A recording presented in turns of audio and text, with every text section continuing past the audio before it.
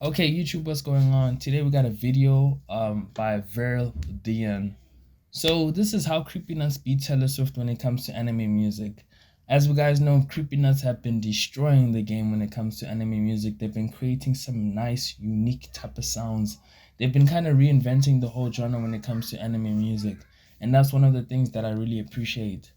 Let's see what we have in store for this video. Let's see what this guy has to say, and let's just jump in. If you've been on the internet the past year, you've definitely heard this, Yes. and more recently this, Dandadan. and you've definitely seen people dance like this.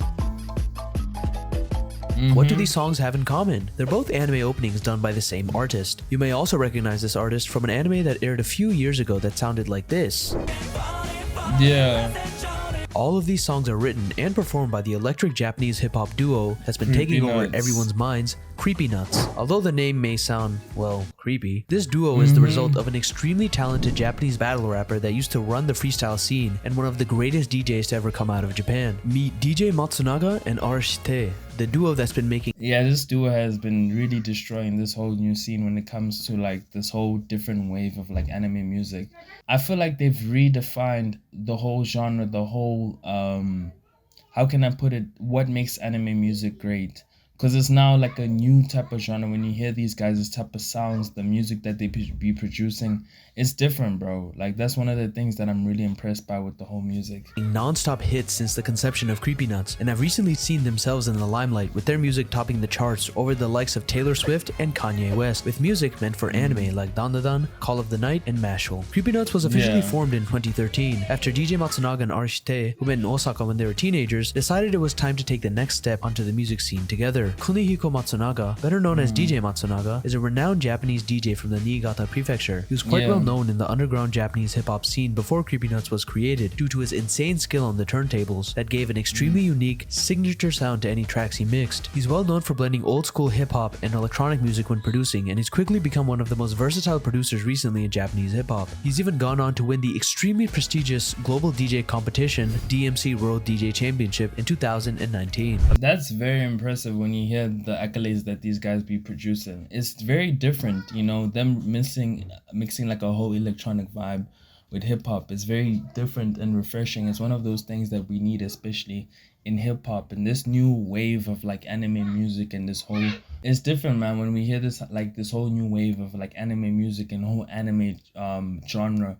It's different. I think it's very refreshing, and like their whole hip-hop aesthetic and in terms of like how they mix their whole Japanese vibe in like hip-hop is different, bro. Competition that was won previously by famous DJs such as DJ Qbert and A-Track. He also went on to perform at the closing ceremony of the 2020 Tokyo Olympics. Kyohei Nogami, also known as Arashite, is a prolific battle rapper from Osaka and is a 5-time winner of the Ultimate MC Battle, which is a large rap battle event held in Japan. He's known for his extremely distinct fast style of rapping that manages to be catchy, goofy, and charismatic while containing lyrics that comment on the state of society, Arashite's personal experiences, and vulnerabilities. That's cool, man. Like when we have a different type of versatile artist, you know, especially like a rapper. You know, hip-hop is such a hard genre to come into and to have like a different type of wordplay.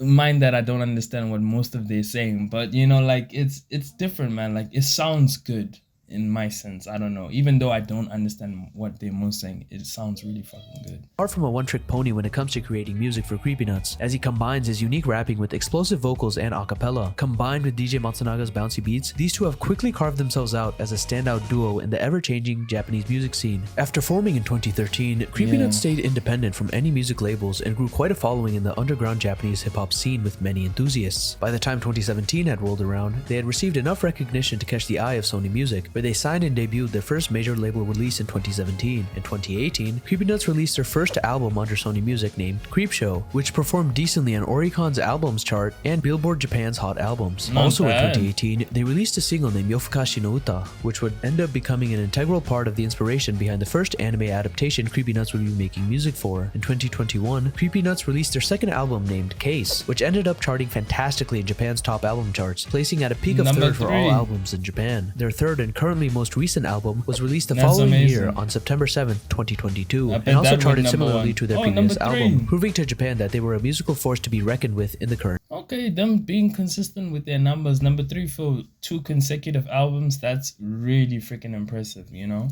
Era. As I mentioned earlier, the release of Yofukashi no Uta back in 2018 would go on to inspire a shonen supernatural romance manga named Call of the Night, written by mangaka Kotoyama, who is also the mind behind Dagashi Kashi. Kotoyama was so moved by Yofukashi no Uta that he decided to name his new manga, Call of the Night, after it, and even reached out to CreepyNuts for permission to use the name based off of their song. When it was time to adapt Call of the Night as an anime, CreepyNuts were at the top of the list for musicians who would be making music for the adaptation. This would be the first time that CreepyNuts were making an anime opening, and to no one's surprise, they nailed it. In fact, they made another track for Call of the Night named Lost Time, and Call of the Night's ending theme ended up being the very theme that inspired its creation in the first place, Yofukashi no Uta. When I first watched Call of the Night air back in 2022, I hadn't really heard of CreepyNuts before, but as soon as I heard the first opening, I knew they'd be running the anime opening scene for years to come. The opening of Call of the Night is a track named Daten, and the extremely Okay, Call of the Night for me was kind of a mid-anime. It kind of fell off of the map. The manga was really high praised. But yeah, it's one of those animes that if you know, you know, but it's not really that famous, you know. I tried watching it. I think I kind of gave it a few episodes and then I kind of fell out of it.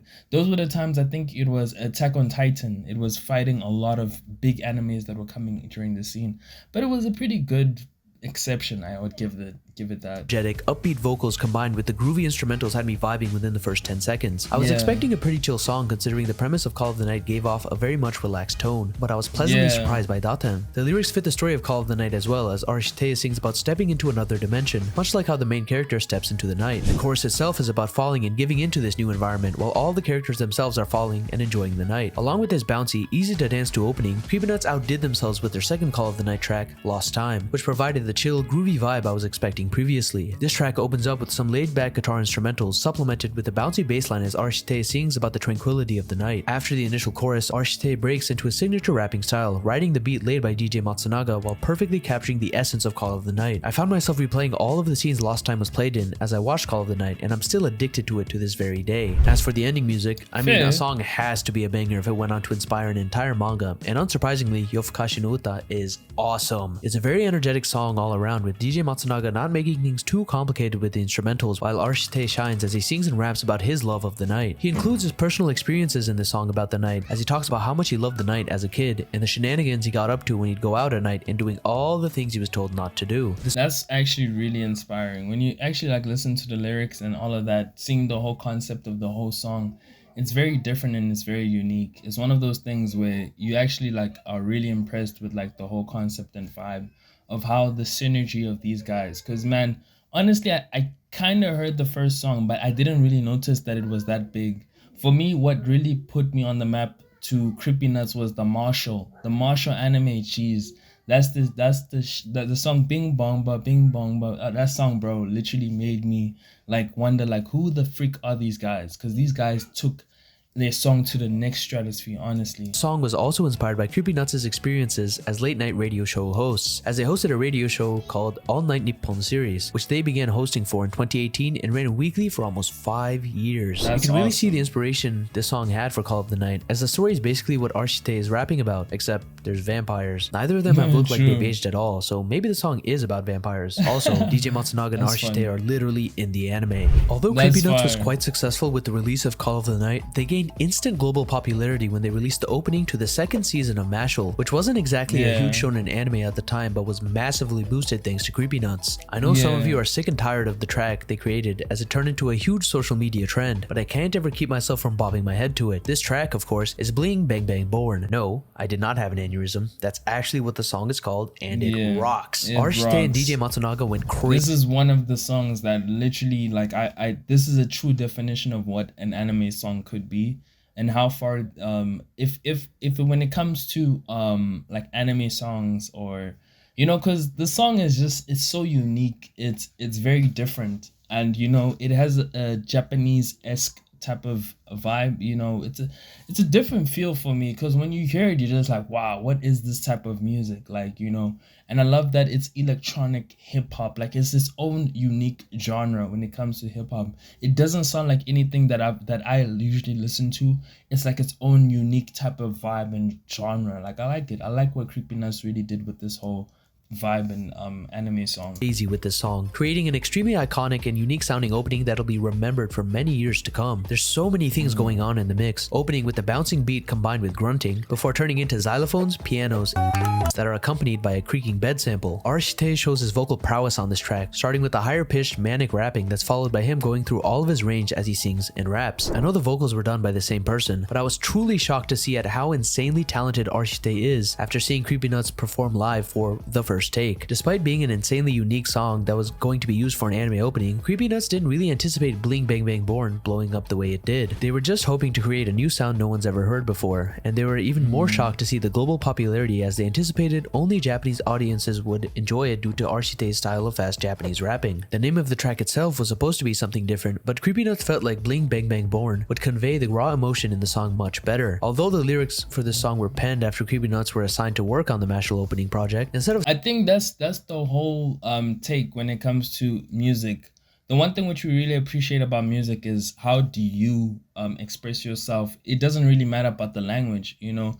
For me, the language barrier doesn't really make me stop listening to the song, even though I don't know what it's saying. But it's like most of the time, the way how he pronounces his things, the way how he does it's so unique and so versatile. I can imagine being a person that is from Japan that understands Japanese is like, wow, it must be an amazing different experience for them. For me, it's just like, wow, this is like unique, different, and makes me want to listen more to it, honestly. Solely focusing on Mashle, Arishite did what he does best and incorporated the main themes of Mashle while tying in his own personal experiences that relate both to the source material and himself. He speaks about how he made it with just his brawn and hard work in the music industry, much like how Mashle does for the school he's attending while rapping on a track that embodies the chaotic comedic vibe of Mashle. CreepyNuts' most recent venture in the world of anime openings is a song named Otonoke, the opening of worldwide sensation Dandadan. The opening hasn't even been out for that long and has already amassed an insane amount of views, thanks to the great storyboarding and catchy song that uses the title of the anime, Dandadan, as the way to set a beat with Arishite's acapella. The beat in Otonoke sounds a little similar to the one from Bling-Bang-Bang-Born, however it gives off a less energetic vibe with the silky smooth guitar, and instead of using a bed creaking sound, DJ Matsunaga opts for horns. The result is an extremely catchy opening that perfectly fits Dandadan's themes about yokai, occults, and young love. The song— yeah, Dandadan, honestly, like the opening theme song for Dandadan is like, wow, it's just like,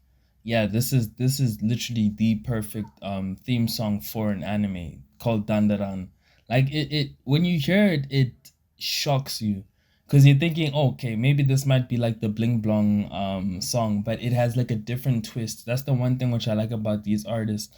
You know, they keep on changing up their style and they make it into like a whole different vibe, something that we've never heard before. That's very unique, especially when it comes to anime. It made me feel like I was floating in the unknown, but not feeling afraid, and instead learning to embrace it as I watched all of the cast grooving to the song. The lyrics themselves keep reminding you of the name of the anime while being extremely memorable, which is ultimately the end goal of any anime opening. Usually, when CreepyNuts begins the music creation process, DJ Matsunaga creates a self-described, simple beat that's pretty long and sends it to Arishite. Arishite iterates on the beat with his vocals, and the two bounce the ever-improving track back and forth until they arrive at a final product that they've never heard before. They've stayed true to their belief of creating a brand new experience with each of their tracks, and even when they make anime music, they never approach the song as strictly being an anime song, and instead focus on their collective creativity and experiences to create a completely unique sound. They use— yeah, oh, he put Cardi.